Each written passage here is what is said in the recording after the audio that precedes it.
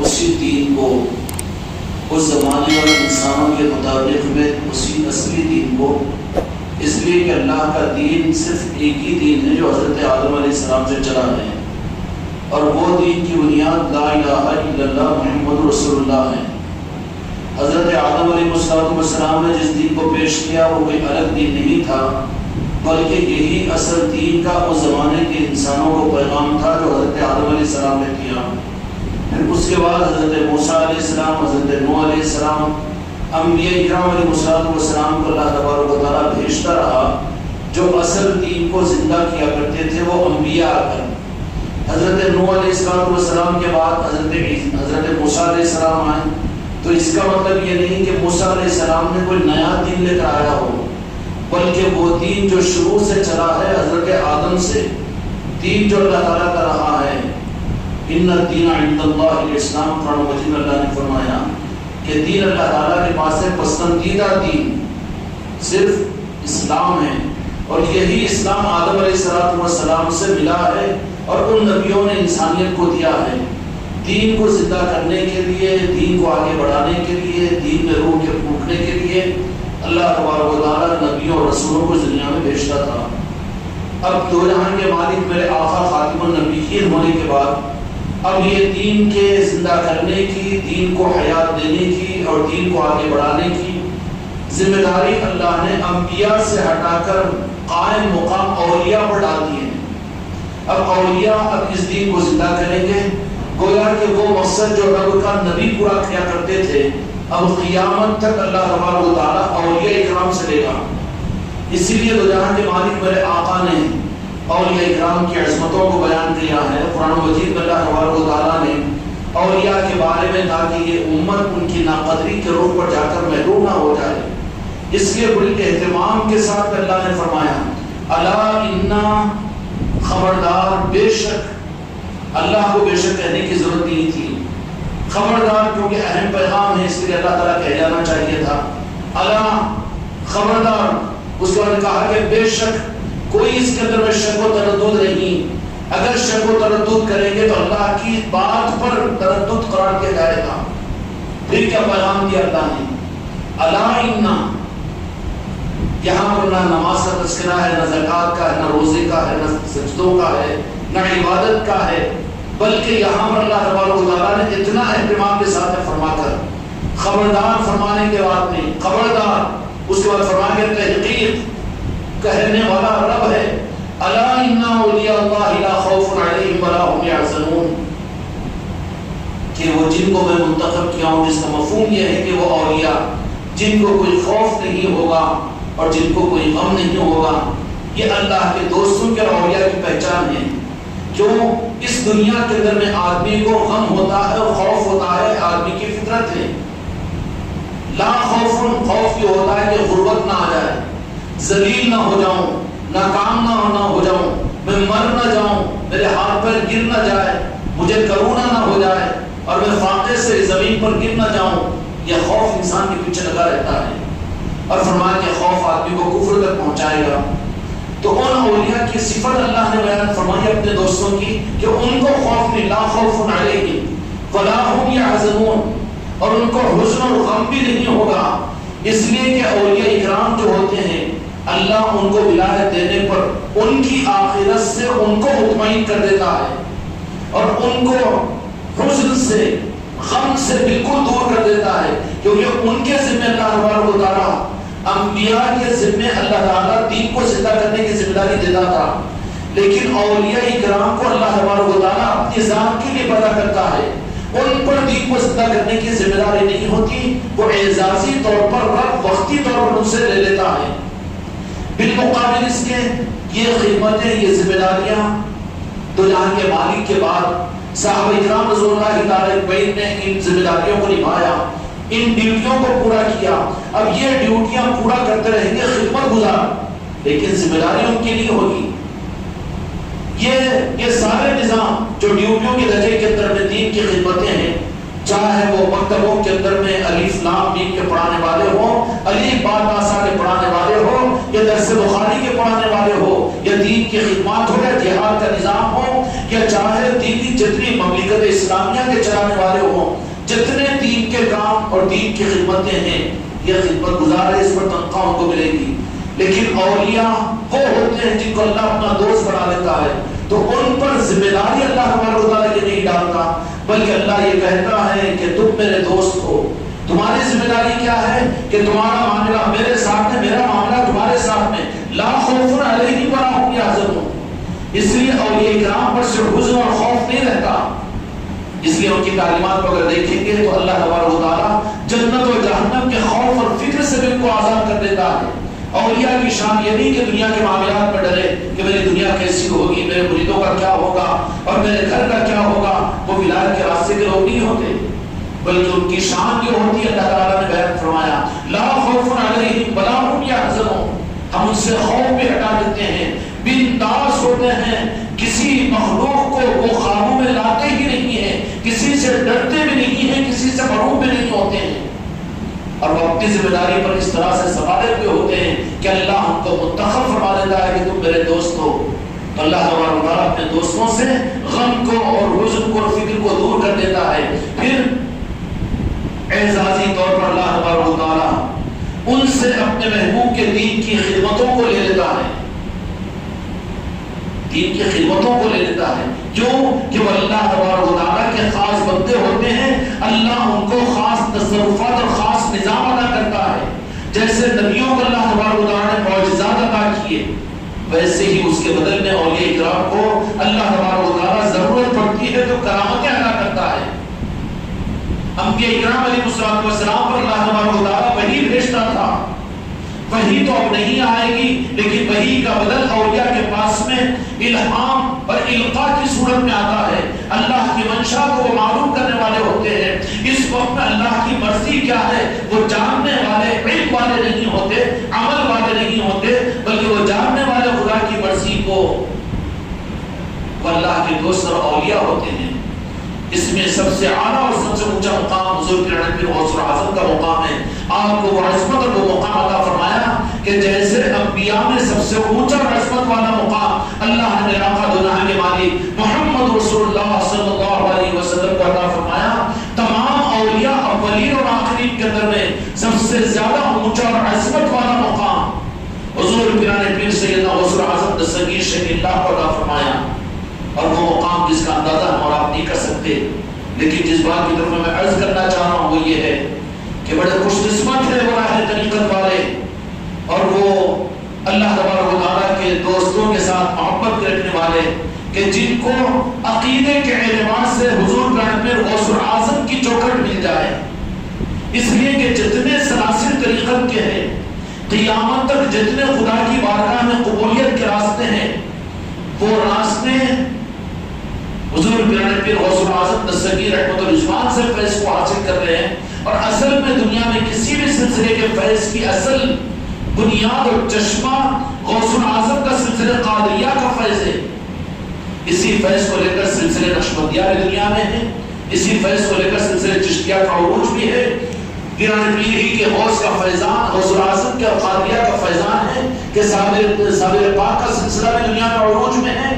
نظامیہ سلسلہ کے عروج میں ہے، اور قیامت تک یہ سلسلے کے عروج میں آئیں گے، لیکن اس کی اصل حضور پیران پیر غوث اعظم اور سلسلہ قادریہ ہے۔ اور جن کو سلسلہ قادریہ کے ساتھ میں خاص نسبت مل جائے، اتنے تصرفات، اتنے کمالات سلسلہ قادریہ میں پیران پیر غوث اعظم کو عطا کیے گئے ہیں۔ یہاں پر اشکال یہ ہوتا ہے کہ غوث اعظم پیران پیر نے یہ بات ارشاد فرما دی کہ اللہ تبارک و تعالیٰ نے مجھے اس بات کا تصرف عطا فرمایا ہے کہ جو دل سے مجھے میری محبت کرتا ہے، مجھ سے محبت رکھتا ہے، میں اس کی دستگیری کرتا ہوں، میں اس کی مدد کے لیے پہنچ جاتا ہوں۔ اور فرمایا کہ جو دل سے میرے سلسلے میں داخل ہو اور دل سے میرے سلسلے سے محبت کرے، اس وقت تک وہ دنیا میں مرے گا نہیں جب تک کہ ایمان سے اس کی واپسی نہ ہو۔ ایمان پر ضمانت ہے سلسلہ قادریہ کی نسبت، اور یہی بات نہیں بلکہ یہ بات فرمائی کہ اگر میں مشرق میں ہوں اور میرا چاہنے والا مغرب میں ہے، اگر اس پر کوئی حال آتا ہے، اس کا سطر اگر ہٹ جائے تو میں اس کی مدد کے لیے ڈھانپنے کے لیے وہاں پہنچ جاتا ہوں۔ کوئی میرا مرید اگر اپنے قبر میں پہنچے وہاں پریشان ہو تو اللہ نے مجھے یہ اختیار عطا فرمایا ہے کہ میں اس کی قبر میں اپنے مرید کی مدد کے لیے پہنچ جاتا ہوں۔ یہ تصرفات اب یہاں پر سوال اور اشکال پیدا ہو سکتا ہے کہ پیرانے پر غوث الاعظم کو یہ مقامات کیوں نہیں؟ معاف کرنا، قرآن و حدیث کو، اصل قرآن و حدیث کو بہت نظروں سے چھپانے کی کوشش کی گئی۔ کیا قرآن پاک سے حضرت خضر علیہ السلام ثابت نہیں ہے کہ حضرت خضر علیہ السلام کو اللہ تبارک و تعالیٰ نے انسانیت کی رہبری کے لیے دنیا میں قیامت تک کی زندگی عطا فرما دیا؟ آپ رہتے ہیں، مدد کرتے ہیں انسانوں کی دنیا میں۔ تو پیرانے پیر غوث الاعظم کا معاملہ بھی ولایت کے نظاموں کے اندر میں اہل طریقت کی رہبری کے، ان کی دستگیری کے لیے غوث الاعظم قیامت تک کے ولایت کے امام ہونے کے حیثیت سے زمانے بڑھتے چلے جائیں گے، تقاضے بڑھتے چلے جائیں گے، تو ضرورت ہوگی کہ انسانوں کی روحانی اور دینی تربیت کے لیے پورا کرنے کے لیے وہ اپنے نظاموں کو وسعت دیتے چلے جائیں گے۔ چنانچہ پیرانے پیر غوث الاعظم کا نظام ہے کہ جو دل کی گہرائی کے ساتھ میں یا غوث الاعظم اگر پکارے تو راز اس وقت میں اس کی آواز کو غوث الاعظم خود سنتے ہیں اور مدد کرتے ہیں۔ استغنی، خدا نے مجھے اس کی مدد کرنے پر قدرت عطا فرمائی۔ یہ غوث الاعظم کا نظام ہے۔ اچھا، یہ تو دل اور قلب کی بات ہے، ورنہ اپنے فیضان کی دنیا میں ظاہر کرنے کے لیے فیضان طریقت زندہ ہے، زندہ نہیں بلکہ حقیقت میں ہے کہ دین کو اصل زندگی دینے والا نظام سلسلہ قادریہ ہے۔ اس لیے غوث الاعظم کو کیا کہا جاتا ہے کہ اللہ تبارک و تعالیٰ نے حضور پیرانے پیر غوث الاعظم کو محی الدین کا لقب عطا فرمایا کہ آپ دین کو، دین میں روح ڈالنے والے، اور دین جو منکر تھا، جو کمزور تھا، اس کو قوت دینے والے۔ اب آپ کے پیدا ہونے کے بعد میں آپ کا سلسلہ اس کے قائم مقام ہے، اور وہ سارا نظام غوث الاعظم کی طرف سے ہے۔ اس لیے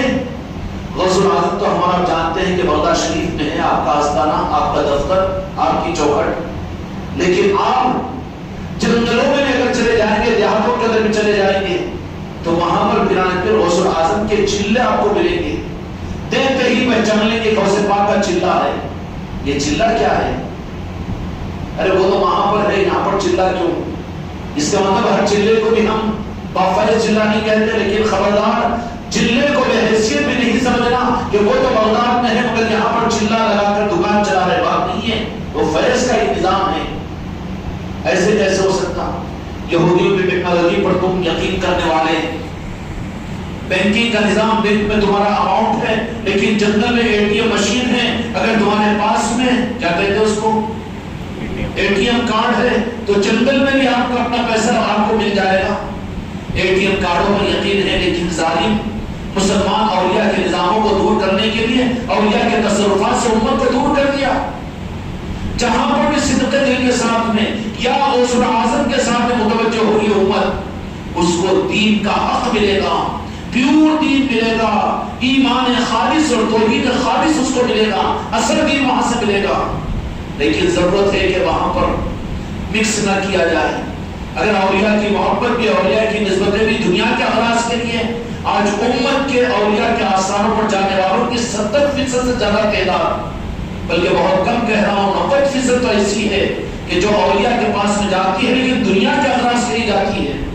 کہ ہمارے وہ کام بن جائے، ہمارا یہ کام ہو جائے، اور بیچارے بدعقیدوں کو ان کو موقع مل جاتا ہے کہ دیکھو دنیا مانگنے کو اولیاء کے پاس جا رہے ہیں، جا رہے ہیں، غیر اللہ کے پاس تو نہیں جا رہے، اہل اللہ کے پاس تو جا رہے ہیں۔ اگر اہل اللہ کے پاس میں جانے سے بند کرا دو شرک و بدعت کہہ کر، تو یہ غیر اللہ کے پاس میں جائیں گے۔ اچھا ہے کہ اپنوں کے پاس، اہل اللہ کے پاس میں جائے، ان کو ایمان ملے گا۔ تم نے وہاں سے روک دیا، تم بھی غیر اللہ کے پاس میں جا کر سفید کپڑے پہن کر، رومال اوڑھ کر جا کر ایم پی کے سامنے دامن کو پھیلا رہے کہ ہم کو مراعات دو، ہم کو تخصیص دو، اور ہمارے مسائل کو حل کرو، ہم کو گھر دو، ہم کو روٹی دو۔ یہ کیوں عذاب ہے؟ اہل اللہ سے روکنے کی وجہ سے غیر اللہ کی طرف جانا پڑ رہا ہے۔ غنیمت ہے، بہتر ہے۔ امت آج 60-70 سال پہلے تک بھی اہل اللہ سے یہ امت جڑی ہوئی تھی، تو خدا نے ان کو اس کی برکت سے غیر اللہ سے بہت دور رکھا۔ غیر اللہ دنیا کے غیر انسان ان کے قدموں میں آ کر جھکنے والے تھے، لیکن اہل اللہ سے کاٹا ان لوگوں نے شرک اور بدعت کے نام پر، تو نتیجہ یہ نکلا کہ پھر غیر اللہ کے پاس جا کر ان کے ماتھے کو چومنے والے، ان کے پیروں کے در سر کو رکھنے والے بنے۔ غیر اللہ کے پاس میں جانے والے بن کے کام کس سے بنے گا؟ فائنانسر سے بنے گا، سرپنچ سے بنے گا، ایم پی سے بنے گا، ایم ایل اے سے بنے گا، اور اس سے بنے گا۔ غیر اللہ کے پاس میں جا رہی ہے امت، بچانا اگر ہو اللہ تعالیٰ سے تو پھر یہ ضروری ہے کہ اہل اللہ سے امت کو جوڑ دو۔ پیران پیر غوث العظم کا نظام سلسلہ قادریہ کا کہ پوری دنیا میں اپنا نیٹ ورک چلا کے رکھتے ہیں اور ان کا نیٹ ورک ایسا زندہ ہے، کیا عرض کروں، آپ کی خانقاہ محمدی جس چھت کے نیچے بیٹھے ہوئے ہو اور جس سلسلے سے وابستہ ہے، چلو اسی کی ہم مثال آپ کو دے دیں۔ سلسلہ قادریہ کا فیضان اور راز پیران پیر غوث العظم کی خلافت یہاں پر جو تمہارے پیر کو حاصل کی ہے، ان تفصیلات میں تو نہ جاؤں گا، چونکہ تھکے ماندے بیٹھے ہوئے ہو، لیکن رمضان کی راتیں سونے کی نہیں ہوتی بلکہ جاگنے کی۔ پیران پیر غوث العظم دستگیر احمد الرضوان کا نظام سلسلہ قادریہ جس کا شجرہ آپ لوگوں نے سنا ہے، پیران پیر غوث العظم کا، کہ ہوتے ہوئے ہندوستان اور ہندوستان کے ان قادری بزرگوں کے ذریعے سے آج جن کا عرصہ شریف ہے، جس کے اہتمام کے لیے ہم آپ یہاں پر بیٹھے ہوئے ہیں، حاجی عبدالغفور صاحب قادری رحمۃ اللہ علیہ، یہاں سے 92 کلومیٹر پر بیلورا شریف ہے، یہ کارنجا ہے، کارنجی ہے نا، کرنجی کے قریب وہاں سے 8-10 کلومیٹر دور ایک دیہات ہے بیلورا شریف، وہاں پر آپ کا آستانہ ہے اور یہ سلسلہ قادریہ کے بڑے مشہور بزرگ ہے۔ تو یہاں کے مالک نے ان کو وہ اپنے زمانے کے اندر ابھی قریب کے بزرگ ہیں، 200 سال 180 190 سال کے بزرگ ہیں، حرمین اور شریفین کو پیدل بلایا، بڑی نوازشیں ہوئی مدینہ پاک کے اندر میں سید غفور شاہ قادری رحمۃ اللہ علیہ کی، اور پھر وہ ذمہ داری دے کر یہاں پر مہاراشٹر کو بھیجا گیا اور آپ تشریف لائے۔ آپ کا سر قیام گنگا کے کنارے ہوا کرتا تھا، چنانچہ بیلورا شریف کے قریب ارنی کے قریب ایک گنگا ہے، اس کے سہارے پر زیادہ رہا کرتے تھے۔ سلسلہ قادریہ کا فیضان اس طرح سے چلاتے رہے اور چلتا رہا، اور آپ کے فیض پانے والوں میں بڑے بڑے اولیاء باکمال، اپنے وقت کے باکمال اولیاء، زیادہ دور جانے کی ضرورت نہیں ہے۔ ارنی کے اندر میں وہ بزرگ کا جو آستانہ ہے، جن کو کمل پوش کہتے ہیں، جہاں پر ہزاروں لوگ فیض حاصل کرتے رہتے ہیں، اور وہ آستانہ مہاراشٹر کے اندر میں بڑا مشہور آستانہ ہے، وہ بھی غفور شاہ قادری رحمۃ اللہ علیہ کے مرید ہیں۔ اور کیسے مرید؟ کہ مرید اس درجے میں کہ 24 گھنٹے پوری زندگی اپنے آپ کو فارغ کیے ہوئے تھے سید غفور شاہ قادری رحمۃ اللہ علیہ کی خدمت میں، اپنے پیر و مرشد کی خدمت کو، وہی معاملات، وہی ریاضت، وہی پڑھائی، وہی عمل، وہی سب کچھ تھا۔ راہ طریقت کا نظام کچھ اور ہے، یہاں اپنی مرضی اور اپنی چاہت میں جو چلا اس کو منزلیں بہت دور ہو جاتی ہے۔ نتیجہ یہ نکلا کہ کمل پوش ہمیشہ آپ کے ساتھ میں خدمت میں رہا کرتے تھے، اور حضرت ہے کہ دیہات اپنی پالکی کو لے کر جاتے، اور وہاں پر لوگوں دیہاتوں کے اندر میں، چونکہ دیہاتی جو لوگ ہوتے ہیں وہ بہت سادہ مزاج ہوتے ہیں، طلب ہوتی ہے ان میں، مکاری عیاری بہت کم ہوتی ہے ان میں، لیکن آج کل کے دیہات ویسے بھی دیہات نہیں رہے، سیاست زیادہ وہیں پر ہو گئی ہے، وہ چیز بہت ختم ہوتی جا رہی ہے۔ لیکن اس زمانے کے اندر میں 150-200 سال پہلے دیہاتوں کے اندر میں بڑے سادہ لوگ تھے، زیادہ اسباب اور وسائل ٹی وی ٹیلی ویژن نہیں تھی، پولیٹیکل یہ سارے سیاسی گھما گھومی کا حال نہیں تھا۔ جو عبدالغفور قادری رحمۃ اللہ علیہ اپنے مریدین کے ساتھ میں دیہاتوں میں، پالکیوں میں، کبھی اس دیہات کے اندر میں پہنچے، وہاں پر 2-4 دن 8 دن 10 دن رہے، وہاں پر پھر عاشور خانے ہوا کرتے تھے اس زمانے میں، بہت کم دیہاتوں میں مسجدیں تھیں، اور یہ اکرام کا نظام عام طور پر مسجدوں سے نہیں جڑ کر رہا، بلکہ عاشور خانوں میں، خانقاہوں میں وہ قیام کیا کرتے تھے، کیونکہ مسجد ادب کا مقام ہے،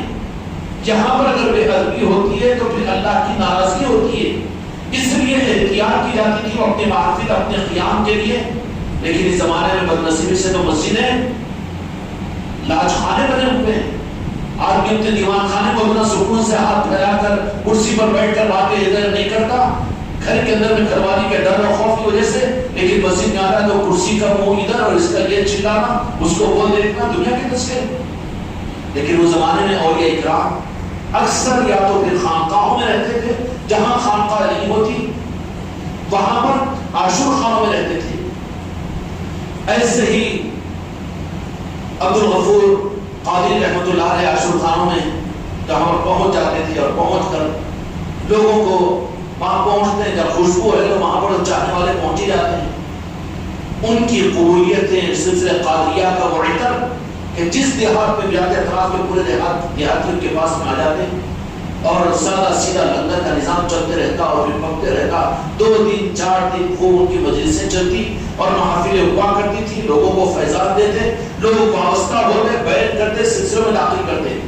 سبوں نہیں ہزاروں مریدین ان کے بنے. اس طریقے سے ان کا نظام تھا کہ ایک دن اس دیہات سے نکل کر وہاں پر جاتے اور وہاں پر پالکی کو روکتے, اس عاشق خانے میں ٹھہرتے اور مریدین بناتے اور پھر ان کو لے کر ان کی تربیت کے لیے پھر آگے کی منزل کے اوپر چلے جاتے. یہ نظام تھا عبد الغفور قادری رحمۃ اللہ علیہ کا. ان میں سے پھر منتخب فرماتے خلافت وہاں سے چلتی رہی. عبد الغفور قادری رحمۃ اللہ علیہ نے اپنی خلافت معین الدین قادری رحمۃ اللہ علیہ کو دی اور ان کے بعد میں پھر جو خلافت منتقل ہوئی ان کا نام, ان کا فیض بالخصوص عادل آباد کا پورا بہت سا علاقہ ان کے فیض سے بہت زیادہ مستفید ہوا. جو ان کے بڑے پوتے خلیفہ کے خلیفہ ان کے اکثر یہاں پر پالکی آیا کرتی تھی. یہ بڑاڑی کا مقام ہے, سرسنے کا مقام ہے, ادھر دیواپور ہے, اسی طریقے سے بھرمپور کا علاقہ ہے. اس پورے علاقے کے اندر میں حضرت غیاث الدین بابا رحمۃ اللہ علیہ ابھی بھی ان کے دیکھے ہوئے لوگ موجود ہیں. ان کے مریدین کی خاصی تعداد آج بھی زندہ ہے, لیکن زندہ ہے, پیلے پتے پڑ رہے ہیں, جانے کے قریب ہے. بولو بابا غیاث الدین رحمۃ اللہ علیہ, ان کا بھی آستانہ گلورہ شریف میں ہے. جائیے کبھی آپ لوگ بھی, یہاں سے 90-92 کلومیٹر کے اوپر ہے. بڑا پرنور آستانہ ہے اور آستانہ ایسا ہے کہ انہوں نے راز فیضان آپ کو عطا کیا ہے خانقاہ محمدی کو. بابا غیاث الدین رحمۃ اللہ علیہ ان کی بھی پالکی اپنے پیر و مرشد کے طریقے کے اوپر دیہاتوں میں آتی, لوگ عقیدوں میں جمع ہو جاتے اور پھر ان کے ساتھ کلاتوں میں محفلیں ہوا کرتی تھی اور ان محفلوں کے ذریعے سے پھر لوگ سلسلہ قادریہ کا فیض حاصل کرتے اور کر وہ نظام چلتا رہا. لیکن بابا غیاث الدین رحمۃ اللہ علیہ اب چونکہ بابا غیاث الدین رحمۃ اللہ علیہ میں سمجھتا ہوں آج سے صرف 60-62 سال پہلے کے بزرگ ہیں جن کا پردہ ہوا, لیکن اس وقت میں حالات ایسے دیکھے کہ جو طریقت کی راہ میں بگاڑ آ جاتا ہے, ان میں دیانتدار جو لوگ رہتے ہیں وہ اپنے نظام کو اپنی طریقت کو کبھی بیچنے والے نہیں بنتے. طریقت کا ڈھونس, ہم خلیفہ, ہم پیر, ہم مرید, ہم خانقاہ والے, یہ ڈھونس دینے والے, یہ بیچنے والے ہوتے ہیں. بابا غیاث الدین رحمۃ اللہ علیہ اس دنیا سے پردہ ہونے کا وقت آیا تو مریدین باکمال مریدین بھی تھے. ان لوگوں نے تقاضا کیا کہ حضرت آپ دنیا سے پردہ ہوں گے تو آپ اپنا جانشین بھی تو مقرر کر دیجیے کہ جن کے ذریعے سے پھر آپ کا سلسلہ ان سے ہم جڑے رہیں. بابا غیاث الدین رحمۃ اللہ علیہ اپنے انتقال سے تھوڑی دیر پہلے اٹھ کر بیٹھ کر یہ کہا کہ میں دیکھ رہا ہوں کہ آنے والا زمانہ علم اور کتاب والوں کا زمانہ ہے اور گھر گھر عالم اور مفتی اور حافظ زیادہ ہو جائیں گے, گلی گلی علم والے آ جائیں گے اور وہ لوگ تم سے طریقت اور سلسلے قادریہ کے بارے میں سوالات کریں گے اور تم لوگ ان کو جواب نہیں دے سکو گے. تو میں نہیں چاہتا ہوں کہ میرا سلسلہ اب وہاں پر اپنے سلسلے کی میں کمی کو محسوس کروں, لہٰذا میں اپنا جانشین کسی کو نہیں بناتا. میں نے جو کچھ کیا ہے یہ کیا, اب آگے کی ذمہ داری پیرانے پہ غوث اعظم کے حوالے کرتا ہوں, وہ جس کو چاہے راست وہ نوازے. اس لیے صحیح رخ والے وہ اپنے بات خود کے بات کی قبر کی نہیں سوچتے تو اپنے سلسلے کی بات کی سوچنے والا وہ کامل پیر کا ہوتا ہے. آج تو مرنے سے پہلے, مرنے کے بعد اپنے سلسلے کی فکر اس کو جیسے اس کے باپ کے گھر کی جاگیر ہے, وہ اس کے گھر کی کھیتی ہے, جن کا نظام ہے وہ سنبھالیں گے جن کو چاہیں گے جن کے ذریعے سے. بابا غیاث الدین رحمۃ اللہ علیہ نے کسی کو خلیفہ نہیں بنایا اور کسی کو جانشین نہیں بنایا. آخر ان کا پردہ ہو گیا اور اس کے 23-24 سال کے بعد میں پھر بابا غیاث الدین رحمۃ اللہ علیہ کے مریدین کے اندر میں اپنی طلب اور چاہت کے ساتھ میں ان میں سے چند لوگوں کو تیار کیا. اور جن کو تیار کہاں کیا جاتا ہے, تیار کہاں, سلسلہ قادریہ کا یہ کمال ہے. سلسلہ قادریہ کا منقبت اثر بہت عام طور پر پڑھتے دیکھیں غوث پاک کی, کیا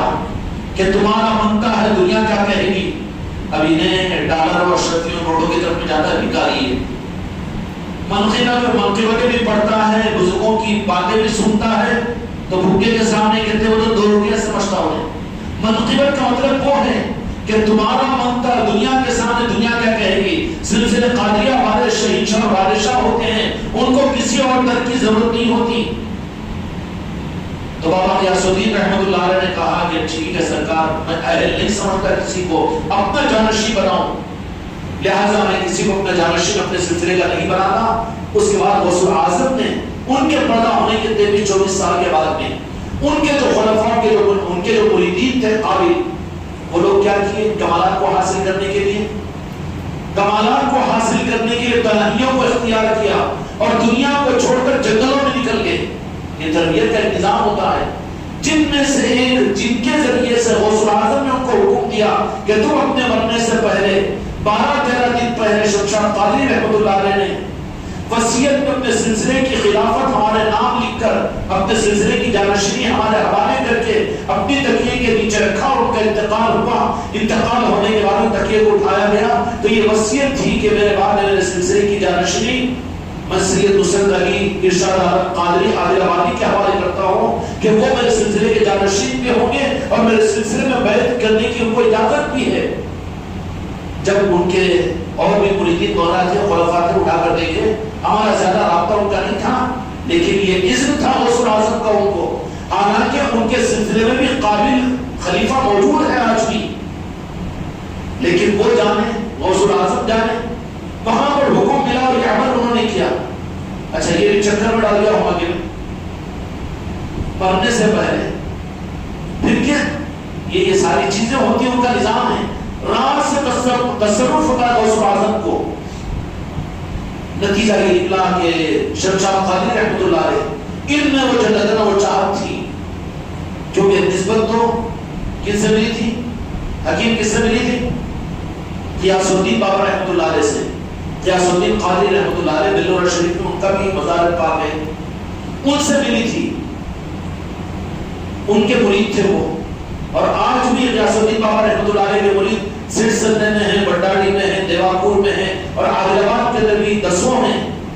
بابا غیاث الدین رحمۃ اللہ علیہ کے ناس بنے ہوئے مرید۔ اور ان کی پالکی کی خصوصیت یہ تھی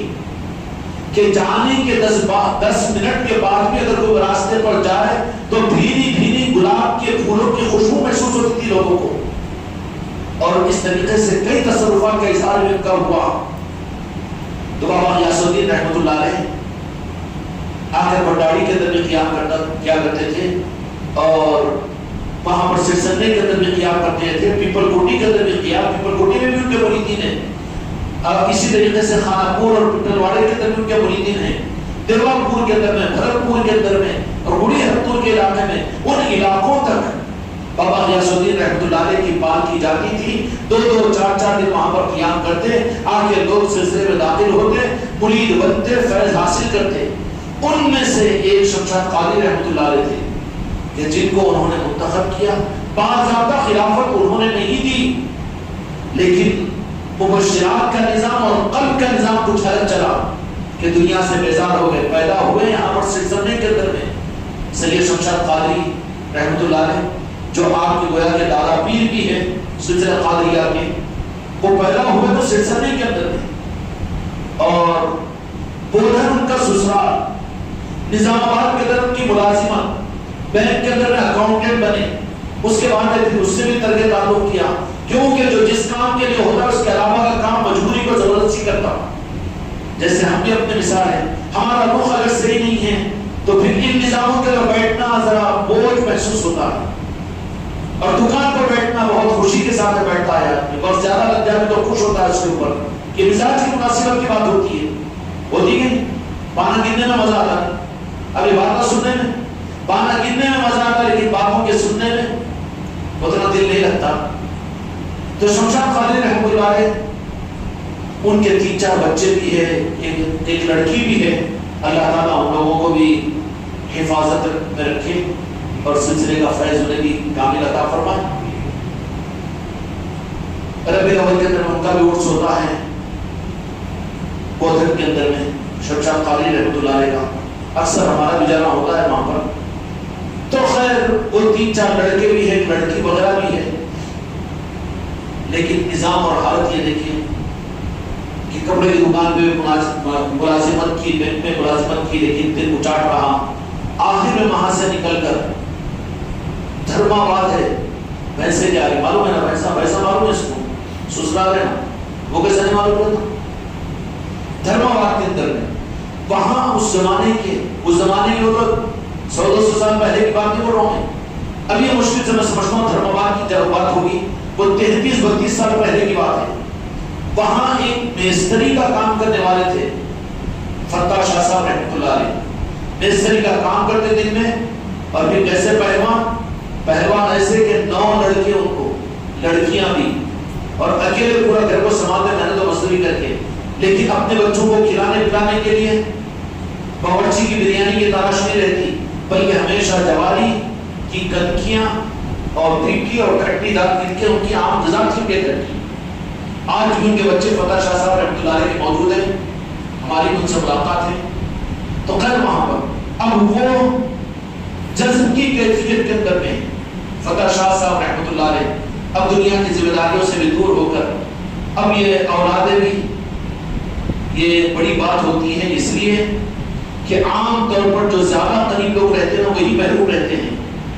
اس لیے اولیاء کے معاملات میں بھی اکثر یہ رہا کہ ان کے قریب کے لوگ ان سے ناواقف رہے، ہوا ہے ایسے، اس لیے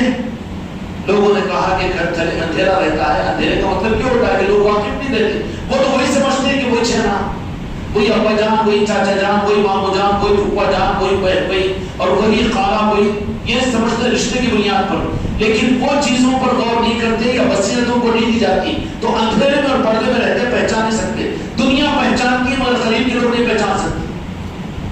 فتح شاہ صاحب رحمۃ اللہ علیہ نے دیکھا کہ اولادیں ذرا بیزار ہو رہی ہے، تو کہا کہ ٹھیک ہے تم اپنا سنبھالو، 9 پہلوانوں کے جیسے بچے ان کے آج بھی یہ بچے،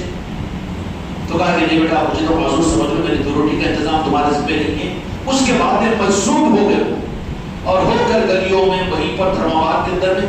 روڈوں پر ادھر ادھر گھومتے رہتے، جنگلوں میں چلے جایا کرتے تھے۔ تو اس زمانے کے اندر میں شمشاد قادری رحمۃ اللہ علیہ کا جو نظام بنا، اب ان کا دل اچاٹ ہوا گودھن سے بھی، بچوں کو انہوں نے کہا کہ تم اپنا سنبھالو، اب مجھے اپنے حال پر چھوٹے میں تو جا رہا ہوں، تو کہاں جا رہے ہیں؟ کمانے کے لیے،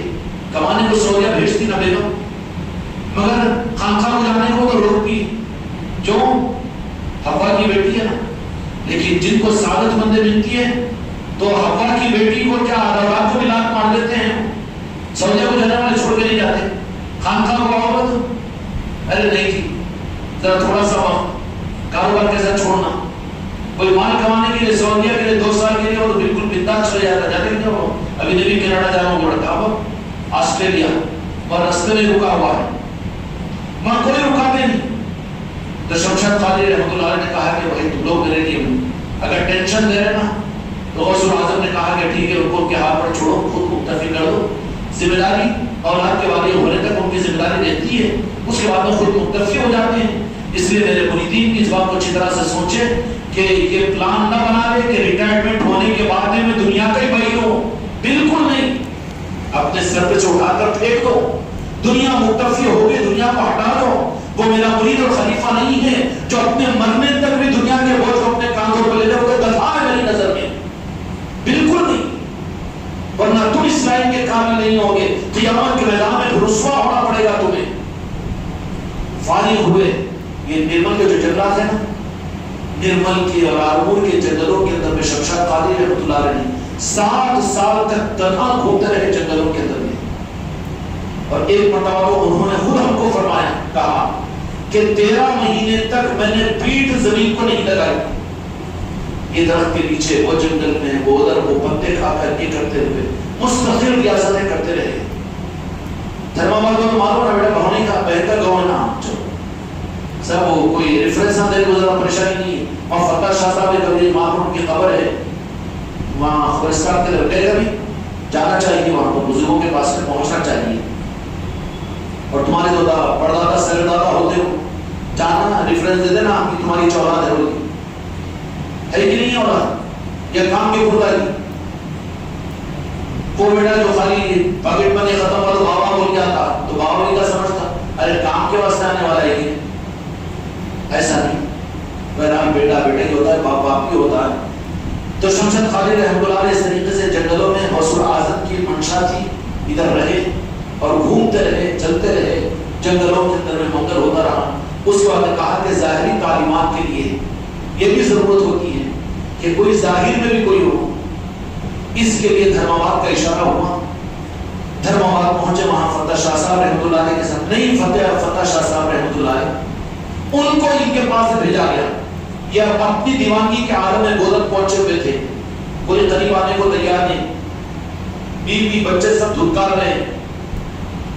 اب اس حالت کے اندر میں یہ گودت کے راستے سے جا رہے تو ادھر سے سائیکل میں فتح شاہ صاحب مصوری کی حالت میں اپنا تھوڑا سا ٹفن بنا کے کپڑے بن کے ہینڈی کو بن کے پہلے بنتے تھے نا ویسا, وہ لکڑیاں اپنے چندوں سے توڑ کے لانے والے کپڑے میں بن کے ہینڈی کو بن لیتے تھے پانی, ویسی چائے. تو چشتی جمع وہاں پر جہاں پر شمشاد قاری رحمۃ اللہ علیہ کا آستانہ بھی ہے, اس قبرستان کے قریب ان کا مکان بھی ہے, اور سائیکل پہ جا رہے ہیں. بولے کہ کدھر حضرت کدھر؟ ارے تیرے کو ڈھونڈنا تھا, تو کہاں ہے؟ بولے کہ ٹھہرو نا, پھر کیا بات ہے؟ سائیکل سے اترے, چھاڑ کے نیچے بیٹھے, اور بیٹھنے کے بعد کیا ہے؟ تو بولے کہ کھاتا کی کھلاتا, پوچھتے بھی کھاتا کی کھلاتا. تو انہوں بولے میں کیا کھلاؤں, تم ہی کھلانا میرے کو. تو بولے انتظار کرنا پڑتا ہے. تو بولے کہ میں کھلاتا ہوں, آپ کھاؤ. نہیں بولے کھاتے نہیں. ٹھیک ہے تو کھلانا تو تیرا کھائیں گے بھی, لیکن تجھے انتظار کرنا پڑے گا. ہاں انتظار کرنا پڑے گا. ان لوگوں کی بڑی کلے رہتی ہے, الفاظ کے اندر میں راز اور سمندر چھپے ہوئے ہوتے ہیں. نہیں, اس لیے ان نظاموں کے لیے کسی کو کچھ موقع مل رہا, میں کر رہا ہوں کہ وہاں ہٹا دے بازو, چل بازو, کوئی ضرورت نہیں ہے. جو چاہیں کہ مجھے قبول کیا جائے, اگر ان کی منشا ہے تو موقع بھی ان کو دیا جاتا. میں اس نندر کرا دوں تو ہوگا نندر خان کا تھا تو تجھے ڈنگر بنا کے بازو رکھتے تھے, میری ضرورت نہیں, کھاتے جاؤ گھومتے جاؤ, تو کرانے کی ضرورت نہیں کہ تیرے کرانے کے اوپر نظام نہیں چل رہا ہے یہاں پر. تو انہوں نے کہا کہ کھاتا کہ کھلاتا تو نے, تو پھر انہوں نے کہا کہ کھائیں گے بھی کھلائیں گے بھی. اچھی بات ہے, پھر آؤ کھائیں گے بھی. اب 2-3 بجے کے ٹائم پہ یہ وعدہ ہو کے وہ سائیکل وہاں پر چھوڑ دیے, پوٹلی بھی وہاں چھوڑ دیے اور چلے گئے کہ ٹھیک آ جائیں گے. اب شمشاد قاری رحمۃ اللہ علیہ اپنا ٹفن وفن بنا کے وہاں جھاڑ کے نیچے جہاں سائیکل تھی وہاں پر لے کر پہنچے, اور پہنچ کے وہاں پر انتظار کر رہے. اب انہوں آتے رات بھی ہو گئی, مغرب بھی ہو گئی, رات میں 9-10 بج گئے. اس طرح سے وہاں آئے تو انہوں نے مذاقی تھا ان کا, کھانا میرا, بازو کھلانا میرا, یہ بھوکے مارنا کیا ہے حضرت؟ بولے تو بولے ہاں ٹھیک ہے. بیٹھے نکالے کچھ روٹی کے ٹکڑے کھائے, اور پھر کھلانے کا وعدہ بھی تھا نا. انہوں پوچھے تو آپ کھلانا چاہیے, تیرا کھانے کو کون ہے؟ اب پیر صاحب بھی پان منگا کھا لے کیا ہے, ہاں ایک بار منگا دے اس سے پان, اور اب لایا تو مار کھانا. تو وہ وقت کی بات رہتی ہو. اب حضرت کو ضرورت پڑی کیا ہے کہ انہوں بھی چندہ کرنے کے چکر میں, چندہ تیرے گلے میں پھندا ہے, میرے کو کیا ضرورت ہے؟ تو بولے کہ ہاں کھلانے کا وعدہ ہے, کھلانے کے لیے تیرے پاس کھانے کو کون آئیں گے؟ ایک روٹی کا ٹکڑا یوں کیا اور پھر شمشاد قاری رحمۃ اللہ علیہ کے منہ میں ڈال دی. جیسے ہی ڈالے تھے اندر کی دنیا جگمگا دی. سبب یہ ظاہری چیز کو بھی کوئی سنبھالنے والا ضروری ہوتا ہے. اب آج کل کا معاملہ تو کیا ہے کہ مرید بندوں نے خلیفہ بننے کے چکر میں خود ہی چموتے رہتا. ارے بابا کتے کے بچے کتی بھی بچے پیدا کری تو ماں کی رہبری میں رہتے. تو جب تک روحانیت کی منزلوں کی حقیقت نہ دکھے جب تک تو ساتھ میں تو رہو. نہیں, اس سے پہلے مرید بنتے خلیفہ بن جاتا ہوں, میں خلیفہ بنتے میں بھی پیر بن جاتا ہوں. جو ہرس کرتا بیٹا غرق ہوتا ہو تو ڈوب جاتا ہو. نتیجہ یہ نکلا کہ فتح علی شاہ صاحب پھر اپنی سائیکل لی اور وہاں سے نکل کے دھرم آباد کے لیے. اب انہوں رہے, دوسرے دن اٹھے, کچھ سمجھ میں نہیں آ رہا کیا کرنا چاہیے. بیوی بچوں سے تو بیزار ہو گئے تھے, روح کٹ گیا تھا. اب وہاں سے خود انہوں نے بھی دھرم آباد کے سفر کا ارادہ کیا, اور تقریباً وہاں پر 3-3.5 سال فتح علی شاہ صاحب رحمۃ اللہ علیہ کے ساتھ میں راستوں پر, قبرستان میں, جنگلوں میں, دونوں مل کے, ایک دیوانے کے بجائے 2 دیوانے. اور بات کیا ہوتی تھی وہاں پر؟ بات جو ہوتی تھی یاروں کی بات کیا ہوتی ہے؟ یار کی بات ہوتی ہے. یاروں کی بات یار کی بات ہوتی ہے. اللہ ان کی زبان سے بلواتا ہے, وہ بولتے ہیں, وہ سنتے ہیں. بڑی معرفت کی باتیں, اور یہ بڑا کلام سننا, انہوں کچھ کلام پڑھنا, انہوں کچھ کلام کا جواب دینا, راتوں رات وہاں پر بس اسٹینڈ کے سامنے, پولیس اسٹیشن کے سامنے, سڑکوں پر, گھوڑوں پر, دونوں بیٹھے ہوئے ہیں. اس طریقے سے لمبی عمر ان کی گزر گئی. اور وہ جب مقامات پورے ہوئے تو وہ قول شمشاد قاری رحمۃ اللہ علیہ کے کہ ایک رات میں بشارت میں 2 جہاں کے شمشاد قاری رحمۃ اللہ علیہ کے بقول کہ رات میں بشارت ہوئی اور بغداد شریف کی آستانہ نظر آ رہا ہے، اور وہاں سے پیرانے پیر غوث الاعظم نے آواز دیا کہ شمشاد قادری آ جاؤ ہماری طرف میں، لیکن کہا انہوں نے شمشاد قادری نے ان کے الفاظ کے مطابق کہ جو پیرانے پیر غوث الاعظم کے اندر آستانے میں جانے کا جو دروازہ تھا وہ بہت چھوٹا دروازہ تھا، اور انہوں نے مجھے شمشاد قادری نے اپنے سر کی ٹوپی ہٹا کر وہ گڑھا بتایا کہ میں اجلت کے اندر بڑی خوشی کے اندر پیرانے پیر مجھے بلا رہے ہیں بشارت میں، تو بڑی اجلت کے ساتھ میں گیا تو وہ دروازے کی چوکھٹ میرے سر کو لگی جس کے سے گڑھا تھا، مرنے تک بھی وہ گڑھا موجود تھا، اور مجھے خود بتایا میں نے خود دیکھا اپنی ہاتھ کو لگا کر۔ چنانچہ غوث الاعظم نے راست اپنا فیض ادا کیا اور حکم دیا کہ بابا غیاث الدین رحمۃ اللہ علیہ نے جو خلافت نہیں تھی اپنا جانشین نہیں بنایا، پھر سے اس سلسلے کو ہم تم کو اجازت دیتے ہیں۔ راست غوث الاعظم کی خلافت کا اشارہ ملا اور کہا کہ تم سلسلے کو شروع کرو۔ اس کے بعد جب ہوش میں لایا گیا اور پھر وہاں سے سلسلہ شروع کیا۔ آج ہزاروں کی تعداد کے مریدین تھے، ناندیڑ کے اندر میں، جولا پنچال کے اندر میں، کلمپوری کے اندر میں، ہرنی کے اندر میں، اورنگ آباد کے اندر میں، اور اسی طریقے سے گولہن میں، نظام آباد کے اندر میں، عادل آباد میں، وڈاڑی میں، سرسنے میں بے شمار مریدین شمشاد قادری رحمۃ اللہ علیہ یہ سلسلہ انہوں نے شروع کیا۔ اب اس کے بعد میں دیکھا کہ ان کے خلفاء کے اندر میں کوئی خلفاء کو مناسب وہ تو اذن پر ہوتا ہے۔ اب جب پلنگ پر پڑ گئے مرض الوفات میں، ناندیڑ کے بستر پر دواخانے میں، تو اس وقت نے پھر ابھی بات نہیں کہی گی کہ غوث الاعظم ہی کا حکم نہیں مانا جائے، کسی کو نہیں معلوم، بیٹی کو نہیں معلوم، اولاد کو نہیں معلوم، مریدوں کو نہیں معلوم، خلیفہ کو بھی، اور باضابطہ ہم مرید نہیں ان کے، اور باضابطہ زیادہ ملاقات بھی نہیں ہوتی تھی ہماری ان کی، برائے نام تھی ملاقات، لیکن یہ ان لوگوں کا نظام ہے۔ وہ اللہ مہربان تو گدا پہلوان ہے، جس کو چاہے منتخب کرے، وہ مندر کے پنڈت کو منتخب کر کے ان سے اپنا فیضان لٹوا دے اور بٹوا دے، وہ قادر ہے غوث الاعظم۔ نتیجہ یہ نکلا کہ اس کے بعد میں شمشاد قادری رحمۃ اللہ علیہ کا انتقال ہوا تو اس وصیت میں انہوں نے دو چیزیں لکھی تھی، ایک تو یہ کہ میری نماز جنازہ بھی نصرت ہی پڑھائے گا، چنانچہ ہم کو اجازہ دی گئی۔ ہم وہاں پر جب پہنچے تو ان کی بیٹی نے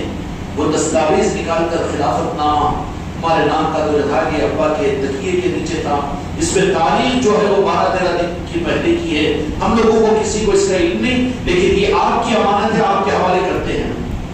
اس طرح سے سلسلہ قادریہ کا راز فیضان اس خانقاہ محمدی کو حاصل ہے، غوث الاعظم کی نگاہ کرم اس خانقاہ محمدی کو حاصل ہے، تبھی تو یہ گلشن ہے۔ خدا کی قسم تمہارا میرا کوئی کمال نہیں ہے اس میں، یہاں پر سلسلہ قادریہ کی رونق بھی ہے، یہاں سلسلہ چشتیہ کا فیضان بھی ہے، اور پھر یہی نہیں بلکہ فیضان کے دروازے بڑھتے چلے گئے۔ عثمان آباد کے صوفی صاحب آئے جن کے پاس میں 11,222 خلافتیں ہیں، ہندوستان میں شاید کتنی خلافتیں کسی کے پاس نہیں ہوگی۔ وہ خود راست نظام آباد کے اندر میں کہا کہ ہم اپنی خلافت اجازت کے ساتھ، کتابوں کی اجازت کے ساتھ میں انہوں نے نظام آباد کے اندر میں ہمارے حوالے کی، 11,222 خلافتوں کی ذمہ داری بھی ہمارے حوالے کی۔ تو یہ ان بزرگوں کا نظام ہوتا ہے، اور یہ نہ تمہارا کوئی کمال نہ میرا کوئی کمال، نہ تمہارا حق نہ میرا حق، یہ صرف اس خانقاہ محمدی کی چوکھٹ کا کمال ہے کہ دنیا کے تمام اولیاء کے سلسلے اس خانقاہ محمدی کی چوکھٹ کے سامنے ملے ہوئے ہیں۔ جن کو یہاں کی چوکھٹ حاصل ہوگی، تمام اولیاء کی نگاہ کرم کی خیرات ان کو مل جائے گی۔ آج اسی شخصیت کے اسے شریف کی محفل تھی، اللہ تعالیٰ ہم کو اور آپ کو اس خانقاہ کے نظام کے سلسلے کے قدر کی توفیق عطا فرمائے۔ ربنا آتنا فی الدنیا حسنہ وفی الآخرۃ حسنۃ وقنا عذاب النار۔ الہ العالمین اس محفل کو قبول فرما، یا الہ العالمین جو کچھ قربانیاں دے کر یہ بچے اور بچیاں بیٹھے ہوتے ہیں، یا اللہ تیرے محبوب حضور پیرانے پیر غوث الاعظم کے نسبت کی محفل پر ان کے در کی خیرات کے لینے کے لیے، ان کی چوکھٹ کے فیضان کے حاصل کرنے کے لیے جو آپ نے بغیر استحقاق کے ہم کو عطا فرما دی، یا غوث الاعظم آپ نے تو خانقاہ محمدی کی صورت میں ہم کو عطا کیا تھا، لیکن اس کی ہم سے جو ناغلطیاں ہوں گے اس کو معاف فرما دیجیے۔